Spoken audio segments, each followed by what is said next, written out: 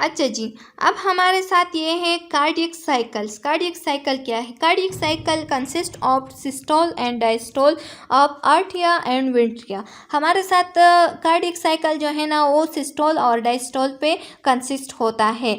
अच्छा जी, atrial systole atrial contraction. Atrial systole मतलब आर्टियल कंट्रैक्शन जो होता है लास्ट अबाउट 0.1 सेकंड, और ये 0.1 सेकंड तक होता है। At the same time the ventricle are relax, और इसके साथ साथ वेंट्रिकल भी क्या होता है, रिलैक्स्ड हो जाता है।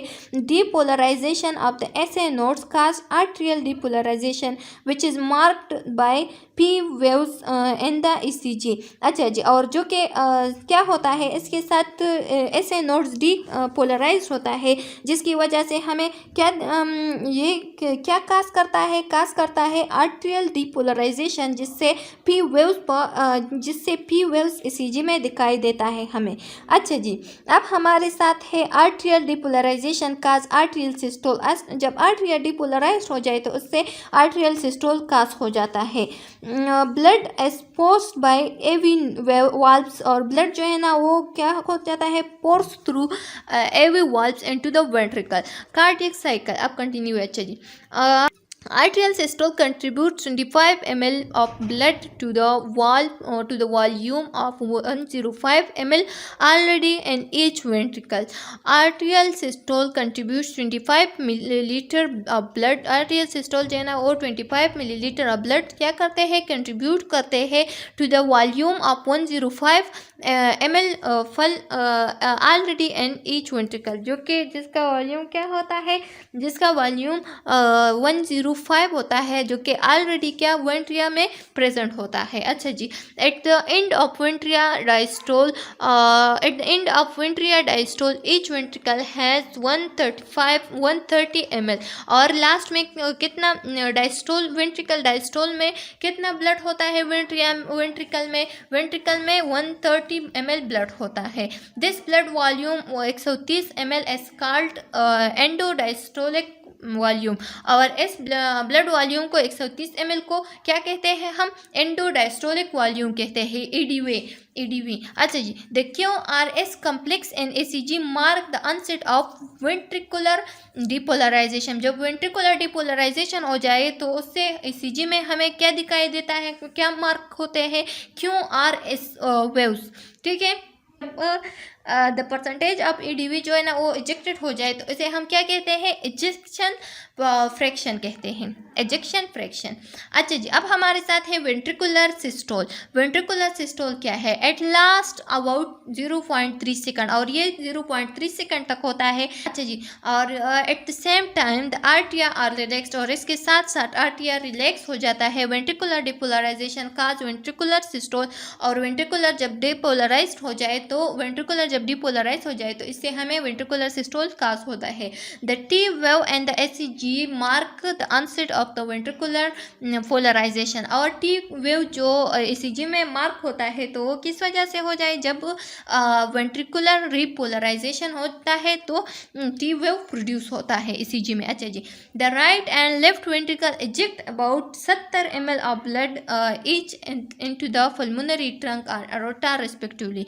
अच्छा, और राइट एंड लेफ्ट वेंट्रिकल जो है ना वो कितना ब्लड इजेक्ट करता है, 70 ml of blood each into the pulmonary trunk and aorta. अच्छा जी, अब हमारे साथ है the blood volume remain in each ventricle eight the end of systole, और ब्लड वॉल्यूम जो रहता है आखिर में वो कितना रहता है, about 60 ml of blood volume हमारे साथ रहता है, जिसे हम एंड सिस्टोलिक वॉल्यूम कहते हैं, ESV।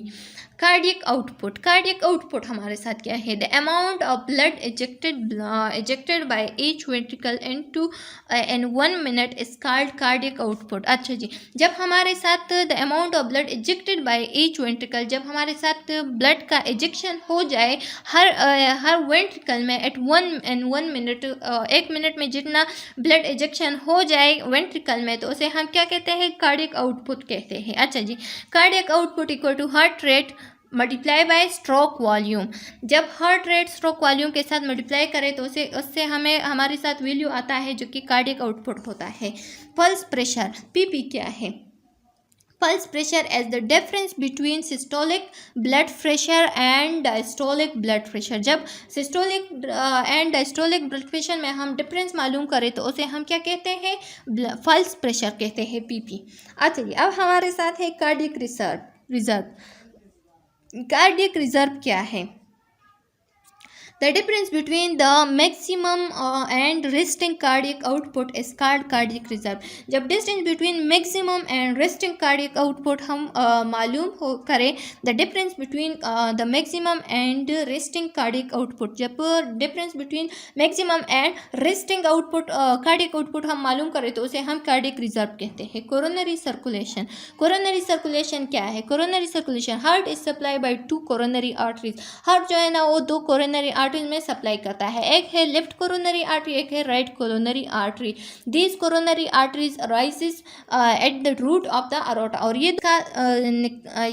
Root of the aorta से निकलते हैं। अच्छा जी, ये हमारे साथ है coronary arteries and their branches. अब कोरोनरी आर्टरी क्या है और इसका ब्रांचेस क्या है? LCA मतलब LCA left coronary artery, left coronary passes under the left आर्टियम, ये लेफ्ट आर्टियम से पास होता है and divide into two branches, और दो ब्रांचेज में तकसीम हुआ है। एक है left anterior descending LAD, LAD जिसे हम कहते हैं।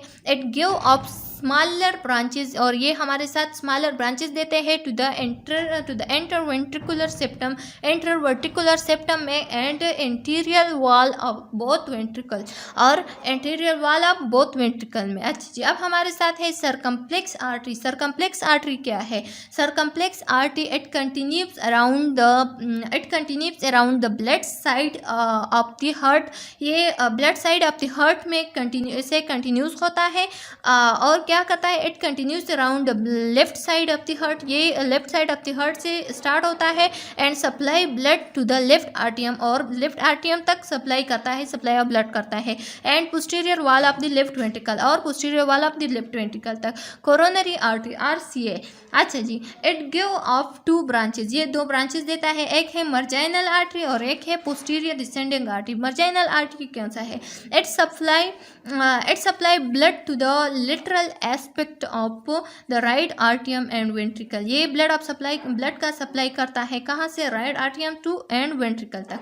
अच्छा जी, अब हमारे साथ है posterior descending artery. Posterior descending supply blood to the posterior wall of both ventricle, ये ब्लड का सप्लाई करता है कहाँ से? To the posterior wall of the both ventricle. Diagram of coronary circulation, ये हमारे साथ अब डायग्राम है कोरोनरी सर्कुलेशन। ये देखो, ये अरोटा है, ये लेफ्ट राइट कोरोनरी आर्टरी है, ये कोरोनरी वेन है, ये लेफ्ट मेन कोरोनरी आर्टरी है, लेफ्ट सर्कम्प्लेक्स कोरोनरी आर्टरी है, left anterior descending coronary artery है। अच्छा जी, अब हमारे साथ ये देखो, ये कोरोनरी आर्टरी का थोड़ा वाज़ेह डायग्राम है।